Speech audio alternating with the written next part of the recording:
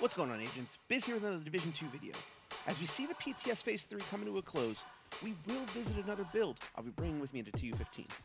This time, we're going to take a look at something that may replace the Intimidate Adrenaline Rush combo in terms of close range damage in Conflict and the Dark Zone.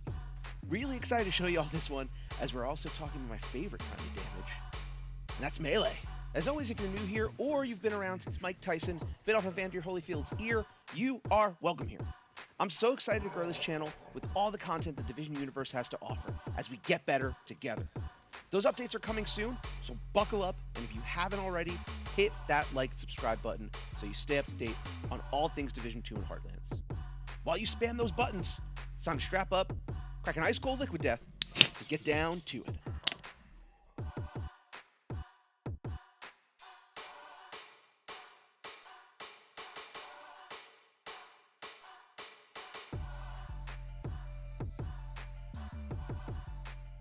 Okay, so besides losing shields in PvP, it looks like the devs will be grinding the Intimidate talent to the dust in TU15.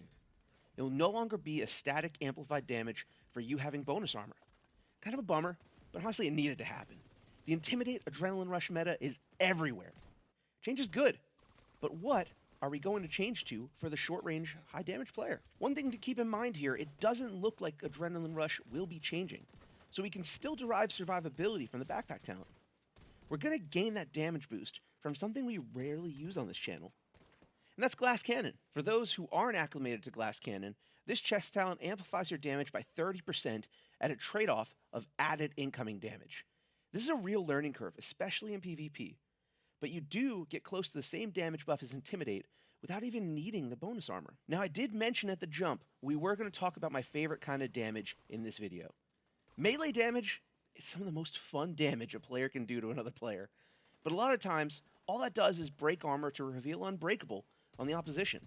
Super not fun. I hate to sound like Morpheus, but what if I told you I found a talent that took Unbreakable out of your enemy's equation? You'd probably have a quick giggle and keep on moving, right? Well, for those of you that are sticking around, I've got something for you that won't disappoint. Enter the Sweet Dreams. So this is an exotic shotgun that was one of our first exotic weapons in the game.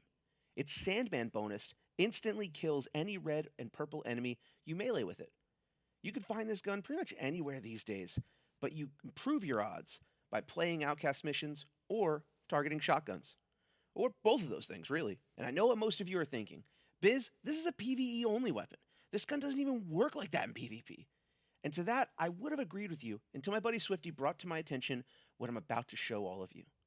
I can't believe this hasn't been covered more, honestly. See, when you swap to the PvP wording of this exotic talent, the Sandman Talent will instantly kill any agent at 20% armor or less. The way this is worded, Sandman will bypass Unbreakable and is based on armor, not bonus armor, from what I can tell. This means when you muzzle smack a rogue with this baddie, they're going down for keeps. This, to me, is a huge game changer, as I love melee. There have been so many times I've gotten caught mid-reload, and now I can win that battle as long as they're 20% armor. Seriously, I built this channel on a melee build, so it's only right that with a new update coming in, the only way we could start it is by smacking people around in PvP. Now that we're acquainted to some of the ways to imitate Intimidate, let's take a look into what I'm running to make this build a success. As a disclaimer, in any PvP build, these setups are not an exact science. For this build, some of the big challenges are staying vertical and not being detected by the enemy. If you can't balance those with either a healer or good comms and flanking maneuvers, you will get rolled on. I guarantee you that. There are other ways to make this melee build a success, so should you take this build and make some adjustments, let me know in the comments below. Let's share that success and get better together. To start the setup, we begin on a Demolitionist specialization. To be honest, I think any PvP build should start here. On one side, you get to ignore an explosion every 60 seconds. And on the other side, you have a mortar turret that can absolutely push opposing teams in when equipped. Demolitionist is the best for PvP. You might be able to fight me with an argument for sharpshooter, but you'll lose. Facts. Overall, this is a 4 blue, 2 red setup with almost every attribute to red. We have a nice combo of crit hit chance damage and named item bonuses here with a splash of armor regen. It's kind of my good luck charm. I like it. Looking at the weapons, we start with a FAMAS with Measured. For those of you who don't know, Measured will alternate buffs and debuffs to your damage and rate of fire based on what part of the magazine your bullet's coming from. If you're shooting from the top half, you'll get a buff of 20% to your rate of fire, but a debuff of 30% to your damage. The bottom half of the mag, you'll see the debuff switch, reducing your rate of fire to 20%, but increasing damage by 30%. I like measured here, because a 20% decrease to the FAMAS is still putting it at 720 RPM. That increase in the first half, we're close to 1080 RPM. Moving to the secondary, we have the Sandman. Again, this is the finisher on this build, and any player on the receiving end of this at 20% armor, unbreakable or not, is going to have a really bad time. Take the Sandman buff away too, and you still have an 8-round shotgun that pumps out over 1 million damage. This gun is a win-win in any situation. Kicking off the gear, we see 2 pieces of Walker Harris for an extra buff to weapon damage and damage to armor. I've said before that damage to armor is really important, and with this build, getting as much armor off is key. But we also want armor on us, so we use Adrenaline Rush to act as both a bonus armor dispenser, but also a pulse for nearby baddies. Every 5 seconds, if you have an enemy nearby, you'll get blue armor. And that blue armor is a dead giveaway that you might be in danger. Speaking of being in danger, we need glass cannon. And on the chest, we run the named Providence chest, the Sacrifice. The named version of glass cannon that comes on this chest will grant 30% amplified damage, but buff incoming damage by 60%. This is a very high-risk, high-reward move, but if you can pull it off, it's a lot of fun. If you can't, though, there are other chest talents that could work here. If you find one you like better, again, let the class know in the comments below. Dropping down to the holster, we throw a Badger Tough piece on for an extra bonus of shotgun damage. I still do use bullets in this gun, so that added power there comes in handy. Shifting to the knee pads and gloves, man, you guessed it if you thought we were going to throw down a Fox's Prayer Contractor glove combo. These items are best in slot, and we're seeing no sign from the PTS that will say otherwise for TU15. Thank God. Up next, we have the skills. Now for this, we needed a combination of stealth and not get hit ability.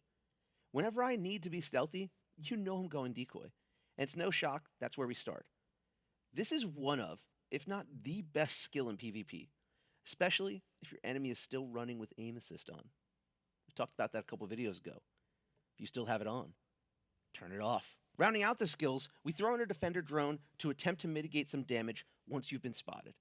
As a pro tip, don't deploy this until you lost or are about to lose the element of surprise. That drone is dead giveaway that you're nearby, so launch strategically or get rolled on. Overall, should you be stealthy enough, this build is a lot of fun. Unfortunately, that stealth takes some skill, so don't throw this build out if it doesn't work at first. Be patient with it. Also use it, along with other setups, to be a threat to those in the DZ. Remember, PvP is all about counters, and you can't just double down on one single option. Play what the other players are giving you, and you're gonna win. Either way, that will wrap things up today.